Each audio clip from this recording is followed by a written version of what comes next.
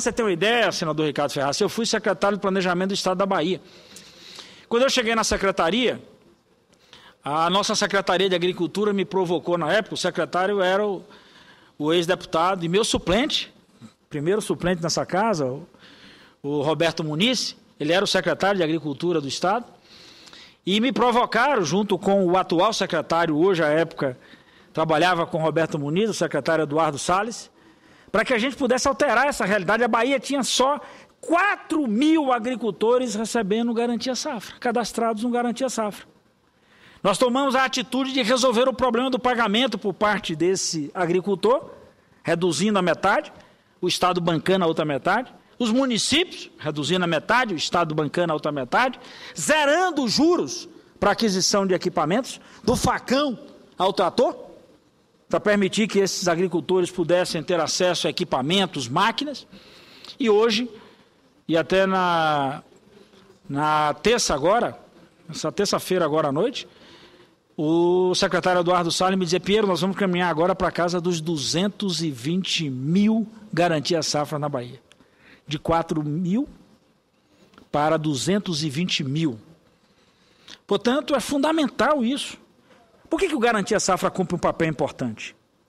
Nós falamos aqui da quebra da economia com essa questão da longa estiagem. Mas se a gente não promover a aquisição desse Garantia Safra, a chegada desse recurso no município, senador Ricardo Ferraz, a gente termina não conseguindo cumprir esse papel.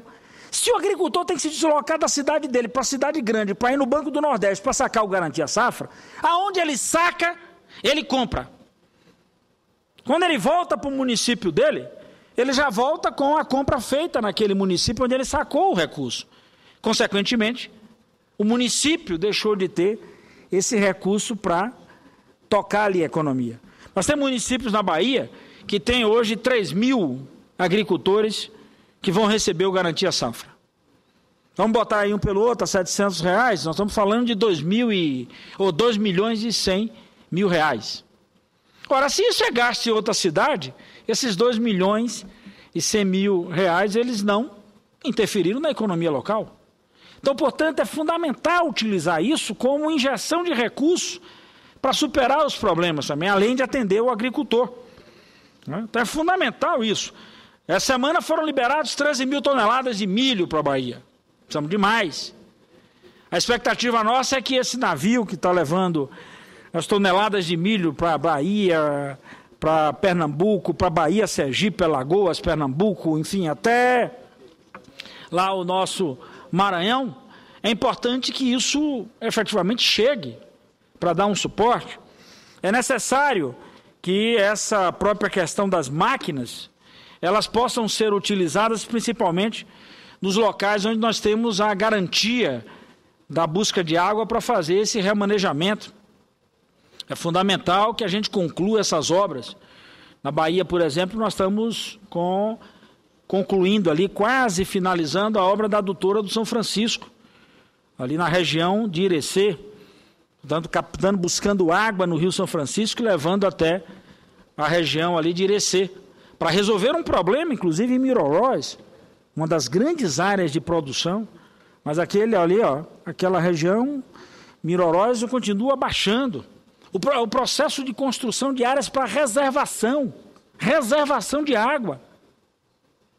Eu vi aqui agora há pouco o senador Cássio dar um dado da ANA. Hoje a nossa capacidade na Bahia é 31%. Insuficiente. Prolongado isso aí, imagine. 30% só é a nossa capacidade de atender a essa demanda que vem pela frente. As grandes cidades na Bahia já começam a conviver com um processo de dificuldade de acesso à água. Então, o governo do Estado, o governador Jacques Wagner, já havia tomado, inclusive, medidas para um racionamento, assim como tomou também medidas para chegar com o suprimento. Então, é importante que a gente receba essas medidas. Agora à tarde aqui nós aprovamos mais uma medida provisória ampliando o crédito. O governo lançou mais outra medida provisória hoje. Na vinda até de Fortaleza para cá, meu caro senador Ricardo Ferraz, nós sugerimos à ministra Miriam Belchior que parte do que estava na medida provisória, por exemplo, da renegociação das dívidas, reconhecemos que foi muito importante, mas esse período agora, eu tenho a impressão que o correto não seria mais abrir um prazo para renegociação de algo que o agricultor não teve a oportunidade de colher. É o perdão. Não tem jeito. O agricultor vai tomar novo recurso para plantar, e aí ele vai pegar esse novo recurso que ele vai tomar para plantar para pagar a dívida desse período que ele não conseguiu plantar. E mais, ampliar ainda no que diz respeito ao limite. Estava com 35 mil, na medida provisória 565, nós trabalhamos com 100 mil. Portanto, que já é um valor que o pequeno agricultor já consegue operar nessas regiões. A própria questão das técnicas e o envolvimento de uma das áreas que eu venho batendo aqui a todo momento. Eu falo muito dos portos secos. Os nossos portos secos no Brasil não armazenam grãos. Imagine Porto Seco no centro-oeste brasileiro que não armazena grão. Aí o grão sai de caminhão desse nosso grande celeiro de produção que é o Oeste e termina sendo armazenado no porto. Ou o caminhão já é um próprio processo de armazenamento. E a viagem é tão longa.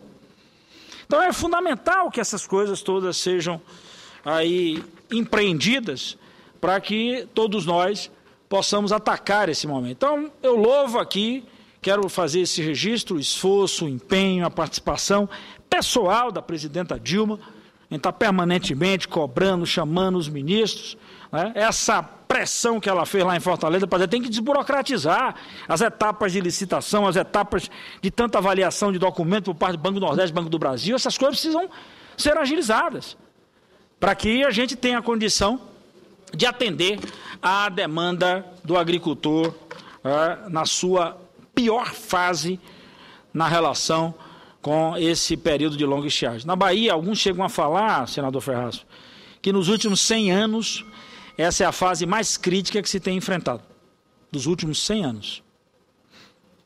Então, eu não sei porque efetivamente não tenho mais a presença do meu avô, que morreu com 105 anos há muito tempo atrás, então, portanto, não sei se teria esse testemunho, mas o testemunho é a partir daqueles que trabalham com pesquisa, com análise, vão estudando a realidade. E eu espero que a gente tenha a condição de, usando essas tecnologias, poder amenizar. Olha que contrassenso, né?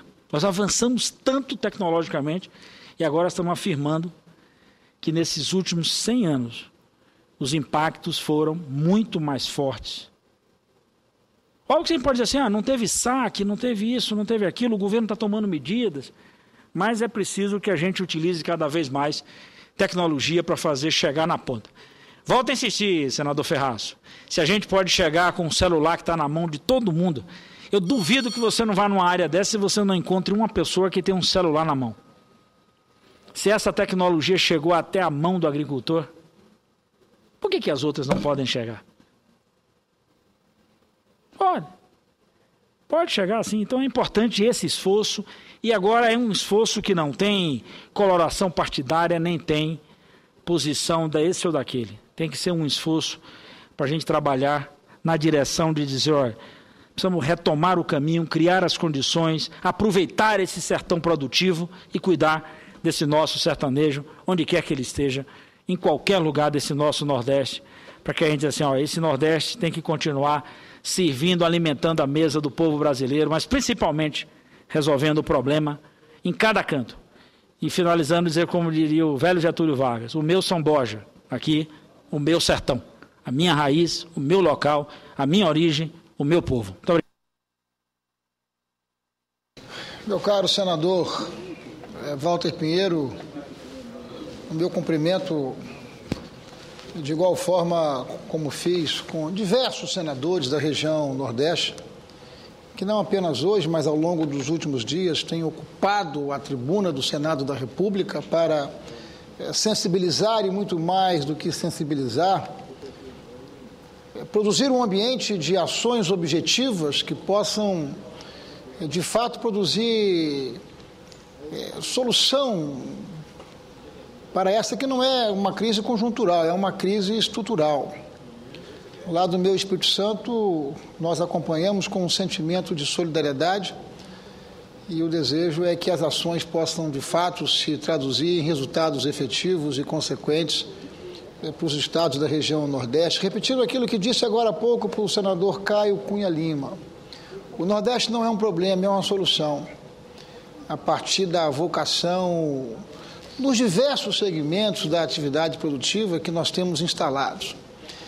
É como se o Nordeste estivesse necessitando de uma oportunidade, essa é a palavra, oportunidade para se revelar, oportunidade para contribuir ainda mais com o desenvolvimento econômico e social do nosso país. O meu desejo é que nós possamos encontrar alternativas e que essas possam minorar o sofrimento dos nossos irmãos nordestinos que vivem a pior das secas dos últimos 50, Vossa Excelência fala agora em 100 anos.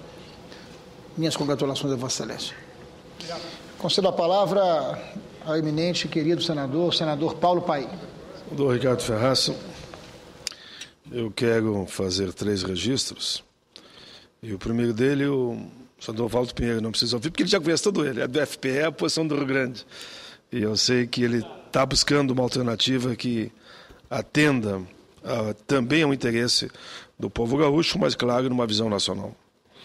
Mas, senhor presidente, a bancada gaúcha está, eu diria, em estado de alerta, de vigilância total, como o povo gaúcho, numa ampla mobilização, acompanhando aqui o debate do famoso FPE, Fundo de Participação dos Estados. Nos reunimos, como eu disse antes, meu amigo João Paulo de Monlevade, deputado federal constituinte que nos visita, diversas vezes com o líder e relator da matéria, meu amigo Walter Pinheiro. Digo que ele tem nos recebido com muita diplomacia, com muito respeito, ouvindo a opinião do povo gaúcho. O próprio governador Tarso Genro, do nosso Rio Grande, bem como o secretário da Fazenda, o Odir Tonnelier, estiveram aqui. Eu vim com o governador, inclusive, num voo fretado com os técnicos para dialogar com o nosso relator. Ali foi demonstrado a situação do Rio Grande. O Rio Grande não quer nada, o Rio Grande só quer que ele não tenha prejuízo.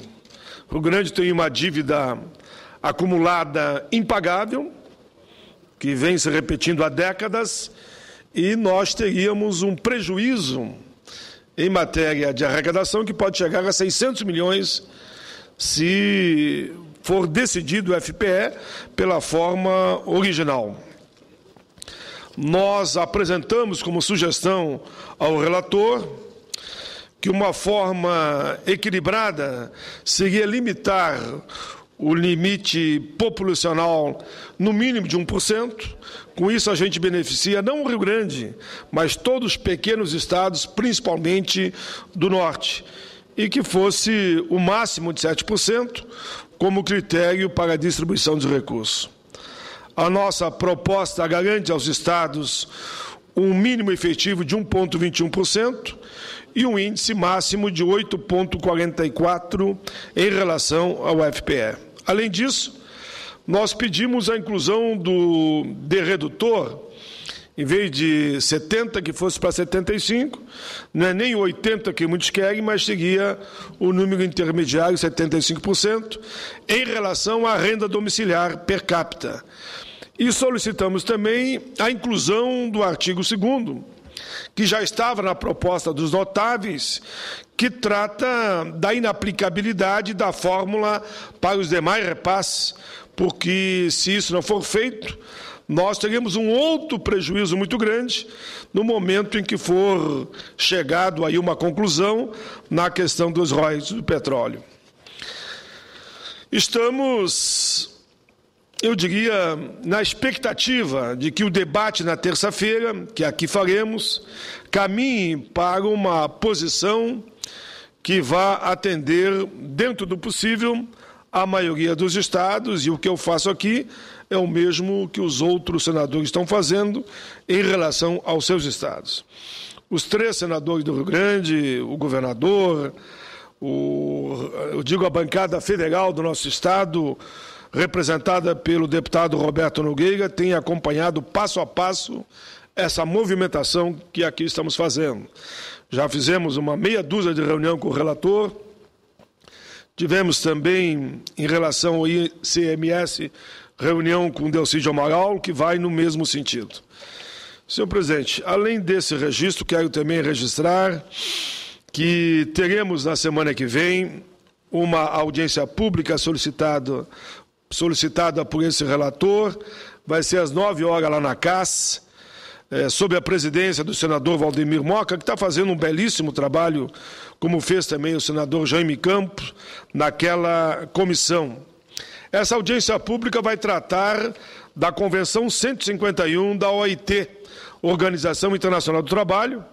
Essa convenção estabelece o princípio da negociação coletiva entre os trabalhadores públicos e o governo nas 3 esferas, municipal, estadual e federal. Destacamos que foi importante para os servidores que recentemente a presidente da República, Dilma Rousseff, promulgou o decreto 7.944, que praticamente ratifica a Convenção 151, que é uma antiga reivindicação de todas as centrais e de todo o movimento sindical, principalmente, claro, da área pública.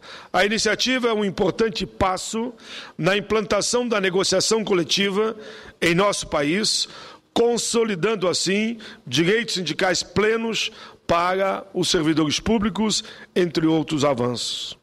A Convenção 151 da OIT assegura a liberdade de expressão, o direito de um servidor representar e ser representado, de participar e organizar atos que busquem a ampliação de direitos e melhorias nas condições de trabalho e, acima de tudo, faz com que os gestores públicos passem efetivamente a respeitar as entidades representativas desse importante setor da sociedade brasileira, porque eles são, essas entidades sindicais, legítimos representantes de fato e de direito dos trabalhadores. A Convenção 151, ainda, claro, precisa também do aval aqui do Congresso Nacional, e com essa audiência pública nós estamos avançando nesse sentido. Todas as entidades centrais, confederações e federações já confirmaram a presença. Quando encaminhei o requerimento para essa audiência, consultei a todos e entendo que nesse dia 9, às 9 horas da manhã, lá na Comissão de Assuntos Sociais, faremos um grande debate sobre o tema. Por fim, senhor presidente, eu volto ao tema novamente, dizer que foi com alegria que nós vimos também lá na Comissão de Assuntos Sociais, presidida pelo senador Valdemir Moca, a aprovação do substitutivo que apresentei do Estatuto da Juventude.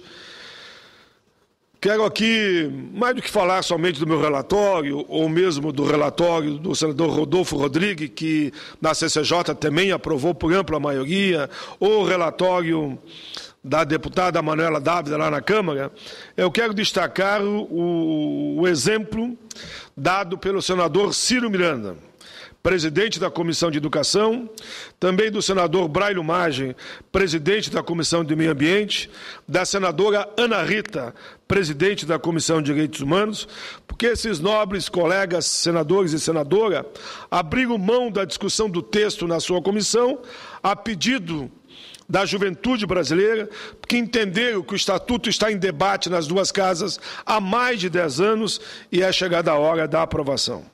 Quero dizer que, ainda no dia de ontem, por volta das 11h30, fomos ao presidente Renan, acompanhado por senadores, senadoras e movimentos da juventude, como UNE, UBS, Conjuve, movimentos sociais do campo e da cidade, juventudes partidárias, religiosas, LGBT, sindicais, coletivos da cultura e da periferia.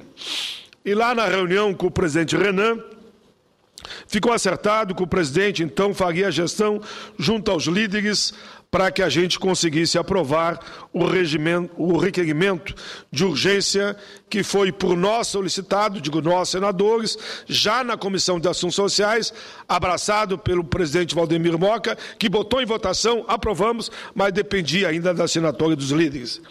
Quero dizer com alegria ao Brasil todo que nos assiste, nos ouve nesse momento, que a urgência foi aprovada hoje à tarde. Foi aprovada por unanimidade, com o apoio dos líderes de todos os partidos. Aqui não houve aquela questão de situação, de oposição, ou quem quer marcar posição. Assim, além do requerimento ter sido aprovado por unanimidade hoje à tarde, ficou também ajustado com o presidente da Casa e com os líderes de todos os partidos, todos por unanimidade, que a votação do Estatuto da Juventude vai se dar na próxima quarta-feira aqui no plenário do Senado e, claro, que aí ele retorna para a Câmara dos Deputados. O Estatuto da Juventude trata dos direitos da nossa moçada em várias dimensões: cidadania, participação social e política, representação juvenil, educação, profissionalização, a questão da meia passagem, da meia entrada, trabalho e renda, saúde integral, cultura, desporto, lazer, igualdade, cultura, liberdade de expressão e meio ambiente, liberdade de orientação sexual, e meio ambiente ecologicamente equilibrado e politicamente correto.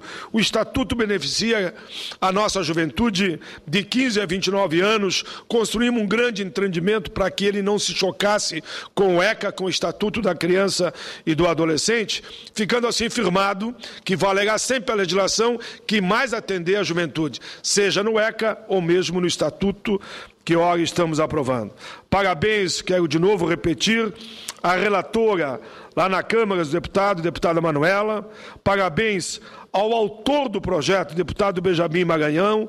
Parabéns ao relator aqui na CCJ, Rodolfo Rodrigues, já que eu relatei na Comissão de Assuntos Sociais. Repito o que venho falando há dias. O Senado da República, com a aprovação do Estatuto da Juventude, estará dando um grande passo em direção aos jovens brasileiros, aos anseios da nossa querida juventude. Sabemos que já fizemos muito, mas, como digo sempre, temos muito, muito por fazer.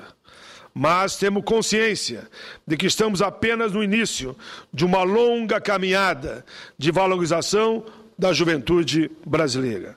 A transformação do nosso país teve início, por que não lembrar, nesse viés avançado a partir de 2003, sem deixar de lembrar as conquistas do passado. A transformação foi uma verdadeira nação, demonstrou para uma verdadeira nação que respeita toda a sua gente, todo o seu povo, os seus estados federados, que valoriza os idosos, os negros, os índios, os aposentados, os brancos, as mulheres, as pessoas com deficiência, gente de meia idade, suas crianças e, é claro, seus jovens e sua juventude. Peço a atenção de vocês, olhem com carinho. Muitas famílias, muitos pais, muitas mães, tios, avós, perderam seus jovens, seus filhos. Muitos irmãos perderam seus irmãos. Muitos amigos perderam seus amigos. Por coisas da vida, por fatalidades, como, por exemplo, com a violência.